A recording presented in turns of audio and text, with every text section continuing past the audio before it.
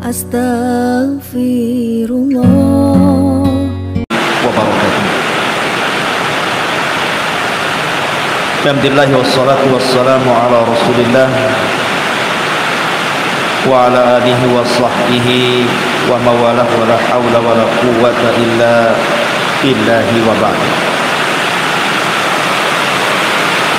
Alhamdulillah, di siang hari ini walaupun cuaca sangat deras hujan di luar, tapi tidak menyurutkan kita untuk berthalabul ilmi.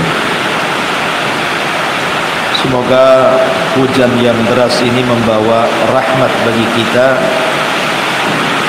dan kebaikan, dan kita disunnahkan saat hujan deras itu untuk banyak-banyak berdoa kepada Allah Subhanahu wa taala untuk kebaikan kita semuanya. Salawat dan salam kita hadiahkan kepada Rasul kita Nabi besar Muhammad sallallahu alaihi wa ala alihi wasallam. Dan saya mohon maaf kalau seandainya suaranya kurang jelas karena memang posisi masjid belum di plafon, jadi memang agak sedikit bising gitu ya.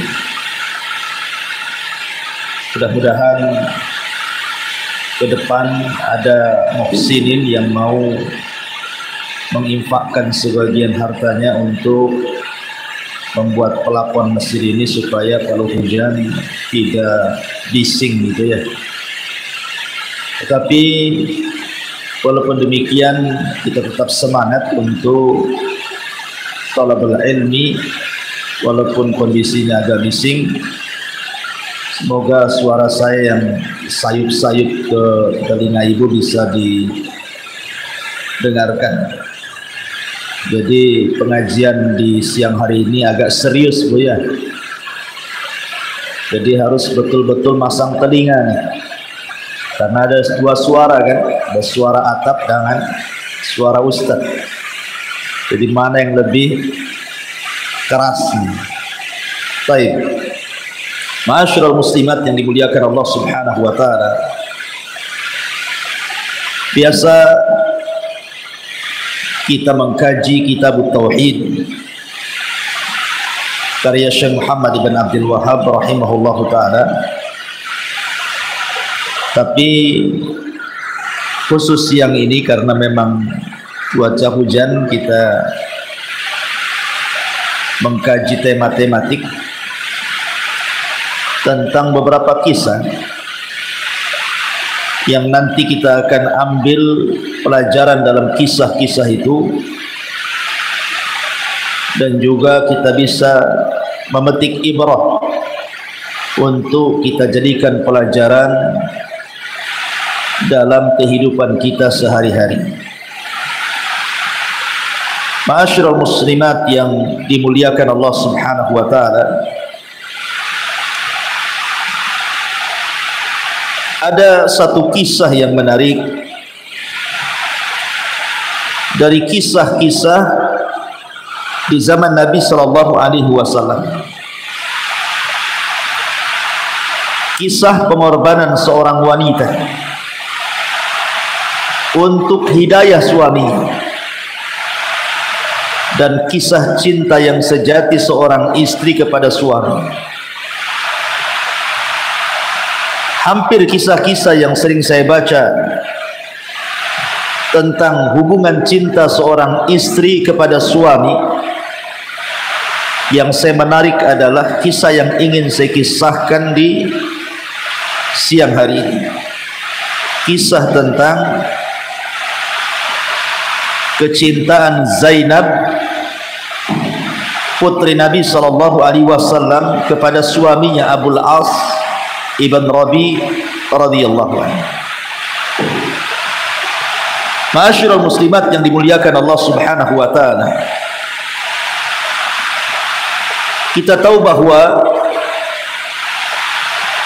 dasar orang itu melakukan pernikahan itu salah satu penyebabnya adalah karena cinta. Itu dasarnya.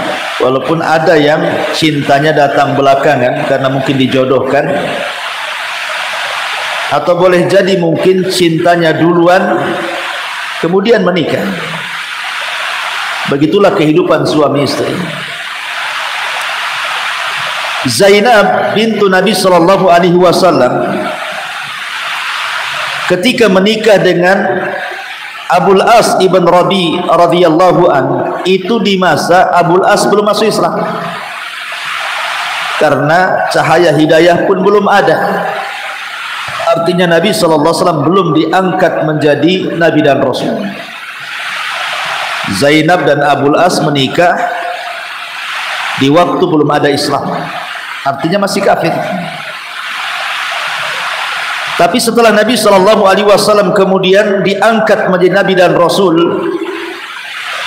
kebetulan Abul As ini sedang berniaga ke Syam. Tidak tahu kalau seluruh keluarga Nabi sallallahu alaihi wasallam termasuk anak-anaknya, putri-putrinya itu semua masuk Islam, termasuk di dalamnya Zainab bintu Rasulullah sallallahu alaihi wasallam. Jadi ketika Abul As ini pulang dari safar dari Syam, maka kemudian Zainab ini mengatakan kepada Abul As dan menceritakan soal diangkat bapaknya menjadi nabi dan rasul. Dan Zainab mengatakan, wallahi inni qad aslamtu ila dini abi, wallahi la ukadzibuhu abada. Wahai suamiku, sungguh aku telah masuk Islam dengan agama bapakku. Demi Allah aku tidak akan pernah mendustakan bapakku selamanya. Akhirnya kemudian Zainab mengatakan kepada Abil As, wahai Abil As, masuklah ke dalam agama bapakku. Tetapi inilah ujian rumah tangga. Menikah itu mudah, Bu. Menikah itu mudah, asal ada pasangan, ada modal, ada mahar, disetujui orang tua, menikah. Tapi masalahnya bukan hanya sekedar menikah saja. Yang sulit itu adalah bahtera rumah tangga setelah menikah. Ini yang dialami oleh Zainab bintu Rasulullah sallallahu alaihi wasallam. Bagaimana dia bisa berusaha untuk sabar, meraungi rumah tangganya supaya mendapatkan kebahagiaan di dunia dan di akhirat. Jadi Zainab ini pertama diuji oleh Allah Subhanahu wa taala dalam rumah tangganya, suaminya menolak masuk Islam. Bahkan ketika kemudian Zainab ini menawarkan terus tentang keislamannya, justru kemudian Abul As ibn Rabi mengatakan kepada Zainab, ya Zainab, engkau telah menyakiti perasaanku. Kalau seandainya aku masuk Islam, apa kata manusia seorang Abul As masuk Islam gara-gara istrinya? Tentu ini sebuah aib bagiku. Jadi Abul As menolak, tidak mau masuk Islam karena takut orang-orang mengatakan bahwa dia masuk Islam itu disebabkan karena istrinya, takut dengan istrinya. Tetapi Zainab kemudian memberikan jawaban dan mengatakan, wahai suamiku, illam a'dhuruka faman saya'dhuruka. Wahai suamiku, kalau engkau tidak mendengar ucapanku, lalu siapa lagi yang akan kau dengar ucapannya? Kalau seandainya ucapanku, ide-ideku, saran-saranku tidak kau dengar, siapa lagi yang akan memberikan saran kepadamu? Tapi tetap Abul As tidak mau masuk Islam, Bu. Ma'asyiral muslimin yang dimuliakan Allah Subhanahu wa taala. Akhirnya kemudian Allah Subhanahu wa taala menguji lagi Zainab dengan ujian kedua. Ketika Islam sudah mulai berkembang di Mekah, kemudian para sahabat Nabi sallallahu alaihi wasallam banyak mendapatkan ujian dalam dakwah. Akhirnya disyariatkan untuk hijrah. hijrah dari Mekah ke Madinah. Zainab diuji karena orang-orang Islam itu semua hijrah dari Mekah ke Madinah, sementara dia tertahan dengan suami dan anaknya. Dan dia sangat cinta dengan suaminya Abul As walaupun masih kafir, dan dia terus berharap kalau suaminya suatu hari bisa masuk Islam. Akhirnya kemudian Zainab pun datang kepada Nabi sallallahu alaihi wasallam agar Rasul mengizinkan dia tinggal dengan suaminya Abul As ibn Rabi. Karena Rasul melihat kecintaan Zainab kepada Abul As, maka Rasul pun mengizinkan Zainab untuk tinggal satu rumah bersama Abul As di Mekah, dan ditinggalkan hijrah oleh ayahnya dan juga kaum muslimin dari Mekah ke Madinah. Ini ujian kedua, disuruh memilih hijrah ataukah bersama suaminya. Tapi karena kecintaan kepada suaminya, dia pun memilih menetap di kota Mekah dengan mempertahankan Islamnya dan berharap keislaman suaminya. Kemudian datang ujian yang ketiga lagi. Apa ujiannya? Terjadi perang Badar, perang pertama yang dilakukan Rasul melawan orang-orang kafir Quraisy. Ketika perang Badar ini, Abu Jahal memaksa para pemuda Quraisy untuk terlibat dan mengancamnya. Mau tidak mau, Abul As pun harus terlibat dalam peperangan melawan mertuanya Nabi sallallahu alaihi wasallam. Coba bayangkan betapa sedihnya Zainab melihat suaminya harus berperang bersama ayahnya. Ini ujian berat. Akhirnya kemudian ketika pasukan orang-orang Quraisy sudah bergerak menuju Badar, maka Zainab pun setiap malam menangis karena memikirkan ayahnya dan suaminya. Kemudian Zainab pun berdoa kepada Allah Subhanahu wa taala, Allahumma inni akhsha an afkida abi wa yuyattima waladi. Ya Allah, sesungguhnya aku takut kehilangan ayahku, tetapi aku takut juga kehilangan suamiku sehingga anak-anakku menjadi yatim. Kemudian Zainab mengatakan, Allahumma ansur li abi wahfad li zawji. Ya Allah, tolonglah menangkan ayahku dan jagalah suamiku. Subhanallah. Akhirnya kemudian terjadi peperangan dan Rasul memenangkan perang ini. Zainab sudah khawatir kalau seandainya ayahnya terbunuh atau mungkin suaminya terbunuh. Rupanya mendengar kabar suaminya selamat dan Nabi sallallahu alaihi wasallam ayahnya dimenangkan. Masalahnya datang ujian yang keempat. Apa itu? Suaminya tertawan menjadi tawanan Nabi sallallahu alaihi wasallam.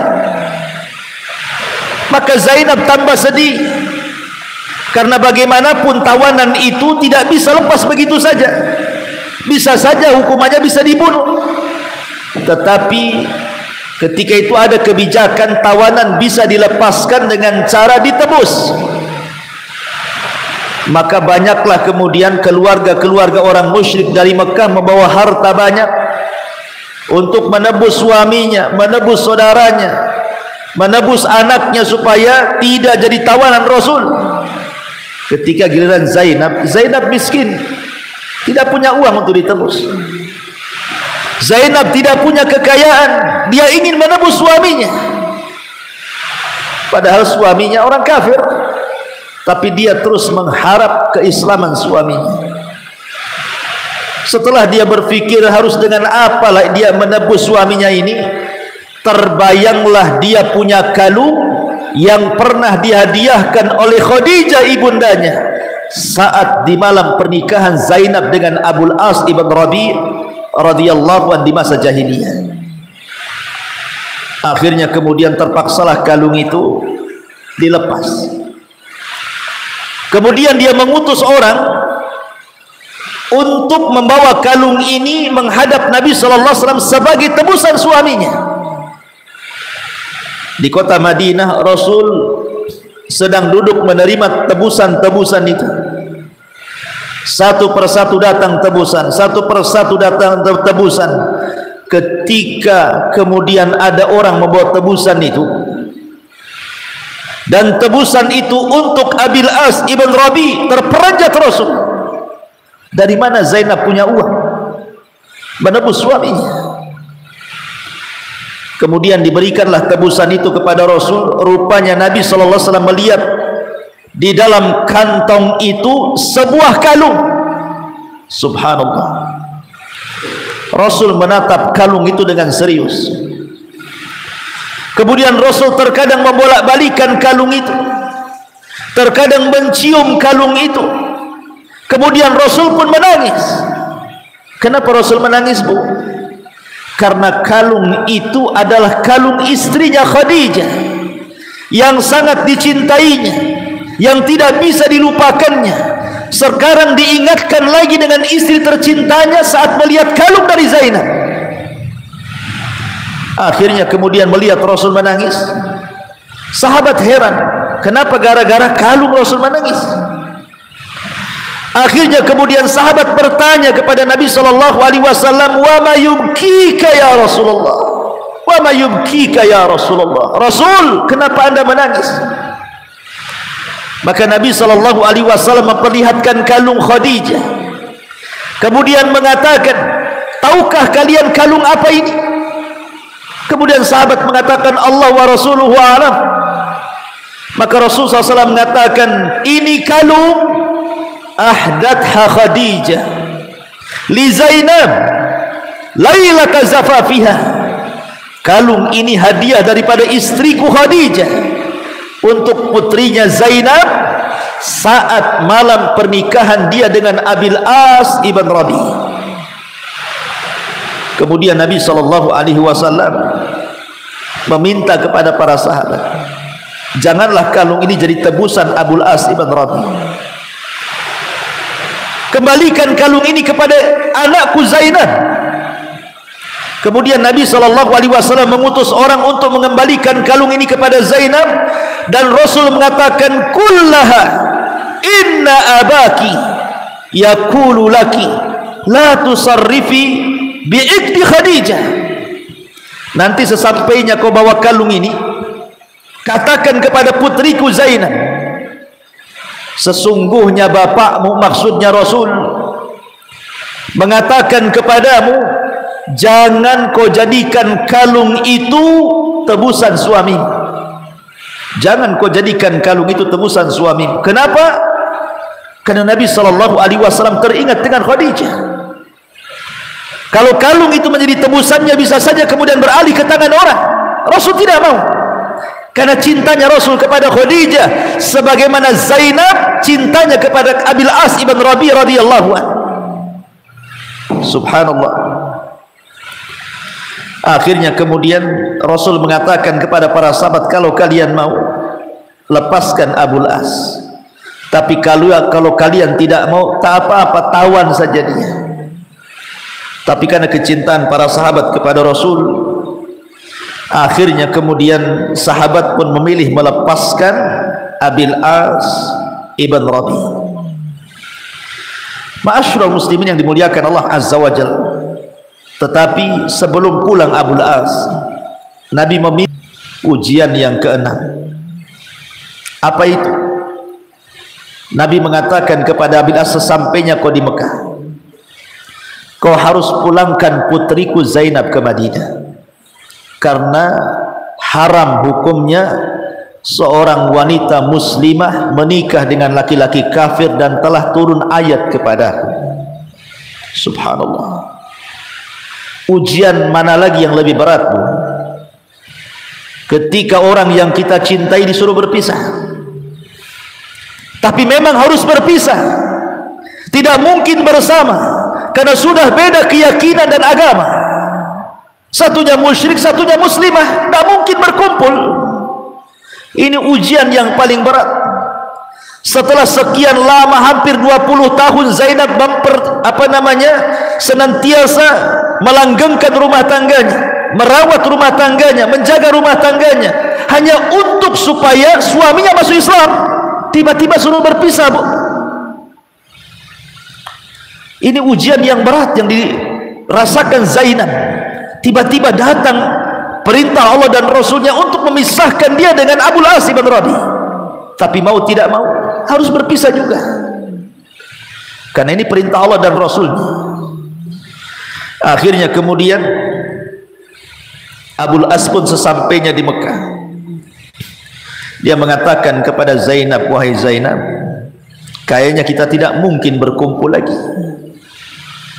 Kata Zainab, ada apa wahai suamiku? Sesungguhnya ayahmu telah memerintahkan kita untuk berpisah. Maka sebelum berpisah, Zainab masih mengharap keislaman Abil As ini. Kata Zainab, idzan aslim ya zauji, kalau begitu masuklah kau Islam kepada agama ayahku supaya engkau senantiasa bersamaku. Tapi Abil As sekali lagi menolak, tidak mau. Padahal sudah perjuangan keras, Zainab ingin memasukkan Islam kepada suaminya, tetap suaminya tidak mau masuk Islam.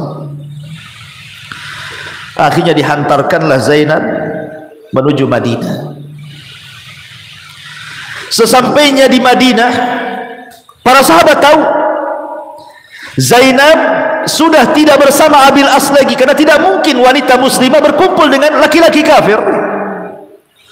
Banyaklah kemudian kalangan laki-laki yang menghendaki menikah dengan Zainab. Ya, wajar putri Nabi, karena Nabi para sahabat tahu bahwa kalau seandainya mereka bisa besanan dengan Rasul, bisa menjadi menantu Rasul, maka nasabnya tidak akan terputus sampai kiamat.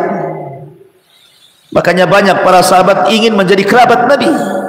Banyaklah sahabat datang kepada Rasul ingin meminang Zainab, tapi semua ditolaknya. Tidak ada satupun sahabat yang diterima pinangannya. Kenapa? Karena Zainab masih mempertahankan cintanya dengan Abil As. Dia terus berdoa kepada Allah setiap malam agar suaminya kembali ke pangkuannya dan masuk Islam. Cinta mana lagi sedalam Zainab kepada Abil As ini?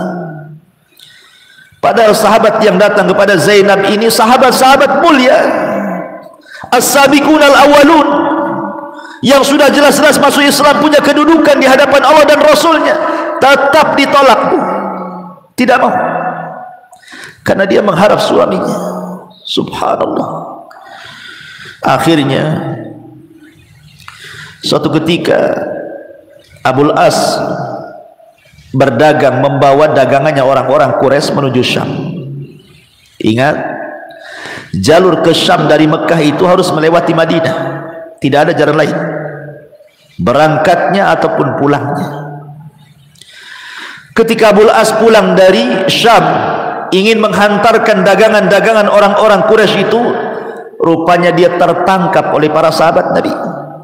Jadilah tawanan kedua setelah perang Badar. Akhirnya kemudian hartanya dirampas, dia pun ditawan. Dan ini ujian juga. Abul As terpikir pasti hukumannya berat, karena sudah tidak ada tebusan lagi, bisa saja dia dibunuh dan hartanya dirampas, sementara harta ini milik orang lain. Maka Abul As terpikir datang kepada Zainab minta perlindungan. Di waktu fajar, ketika Rasul dan para sahabat sedang sholat fajar, dia pun lari dari ikatannya, karena dia diikat, kemudian masuk ke rumah Zainab dan meminta Zainab melindungi dia. Subhanallah. Zainab karena masih cinta dengan Abul As dan mengharap keislamannya, masih juga dilindungi. Akhirnya dia berjanji untuk melindungi Abil As. Keluarlah Zainab. Ketika itu Rasul sedang sholat subuh, tiba-tiba dia berteriak, laqad ajartu li Abil As ibn Rabi, katanya, sungguh aku telah memberikan perlindungan kepada Abil As ibn Rabi, maka lindungilah dia. Rasul lagi sholat tuh dia berteriak. Selepas sholat fajar selesai, Rasul bertanya kepada para sahabat, siapa yang mendengar anakku bicara? Siapa di antara kalian? Semua sahabat mendengarnya. Kata Rasul, apa yang dibicarakan Zainab? Dia mengatakan dia melindungi Abil As ibn Rabi, katanya. Karena sayangnya, akhirnya Rasul mengatakan, kalau begitu, karena anakku sudah melindungi Abil As ibn Rabi, maka aku berikan perlindungannya dan perlindungan kaum muslimin kepadanya, dan dia tidak akan disakiti. Abil As tetap diminta suruh masuk Islam, tapi enggak juga. Dalam kondisi seperti ini tak mau juga dia masuk Islam. Kemudian Abil As mengatakan, ya Rasulullah, aku datang dari Syam membawa dagangan orang-orang Quraisy. Itu amanah dari para pedagang yang ada di Mekah. Bisa enggak kau kembalikan dagangan itu, biar ku kembalikan sebagai amanahku kepada mereka. Akhirnya kemudian Rasul pun memberikan harta yang dirampas oleh kaum muslimin untuk dibawa pulang Abil As. Sesampainya di kota Mekah, dikembalikan semua dagangan itu kepada orang-orang yang menitipkannya. Dan Abul As mengatakan kepada manusia, ya ayyuhan nas, hadhihi amwalukum, hal baki lakum syai'un. Wahai manusia, ini harta-harta kalian aku kembalikan semuanya. Ini dagangan-dagangan kalian aku kembalikan semuanya. Adakah harta kalian yang kuzalimi? Maka mereka mengatakan, jazakallahu khairan wafaita ahsanal wafa. Mereka pun memuji, ya Abul As, terima kasih, engkau sudah membawa amanah kami dengan baik. Maka Abil As tiba-tiba mengatakan di hadapan manusia, ayyuhan nas, fa inni ashhadu an la ilaha illallah wa anna Muhammadar Rasulullah. Aku bersaksi tidak ada sembahan yang berhak disembah kecuali Allah dan Muhammadlah utusan Allah. Kemudian dia pun berangkat ke Madinah. Sampai di Madinah, dia menghadap kepada Nabi SAW dan mengaku bahwa dia sudah masuk Islam dan sudah bersyahadat. Apa kata Abil As? Ya Rasulullah, aku sudah masuk agamamu, aku sudah bersyahadat asyhadu an la ilaha illallah wa anna Muhammadar Rasulullah. Ata'dzana li an uraji'a Zainab, sudikah kau izinkan wahai Rasul aku kembali kepada Zainab? Subhanallah. Sudikah wahai Rasul aku kembali kepada Zainab? Maka Rasul melihat kecintaan Zainab kepada Abil As dan kecintaan Abil As kepada Rasulullah, kepada Zainab putrinya. Maka Nabi SAW pun kemudian memegang Abil As, mengantar ke kamar Zainab, kemudian menyerahkan Abil As kepada Zainab. Setelah penantian yang cukup lama, mengharapkan keislaman suaminya, akhirnya Zainab pun mendapatkan kebahagiaan yang luar biasa. Suaminya masuk Islam. Masalahnya, Zainab ini ketika dihantar pulang oleh Abil As dari Mekah ke Madinah, dia sempat dihadang oleh pasukan Abu Jahal, dan ketika itu sedang hamil. Karena ketakutannya, keguguranlah Zainab. Sebab keguguran inilah Zainab selalu sakit-sakitan. Hanya berselang 1 tahun pertemuan Zainab dengan Abil As di kota Madinah setelah masuk Islamnya suaminya, Zainab pun kemudian sakit parah. Akhirnya Allah takdirkan Zainab meninggal dunia. Maka cinta Abil As terpisah dengan kematian Zainab. Terpikir, terus memikirkan orang yang dicintainya, sampai akhirnya kemudian kesedihan yang mendalam Abil As, karena selama ini dia tahu perjuangan istrinya, bagaimana menemani hidupnya sedemikian rupa. Terbayang nostalgia kebaikan istrinya dan kecintaan istrinya kepadanya, sampai dia menolak semua tawaran para sahabat yang hendak meminangnya.